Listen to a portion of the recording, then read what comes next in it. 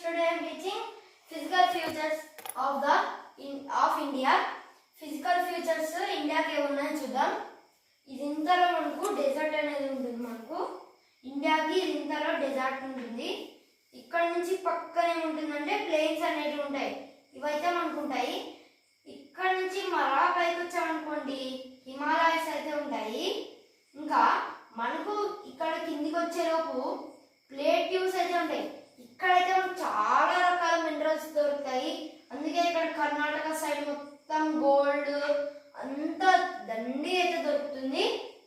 A mineral అయినా దొరుకుతుంది. ఇది వచ్చేసి మనకు అరేబియన్ సీ. ఇది ఇండియన్ ఓషన్ కింద ఉంటుంది.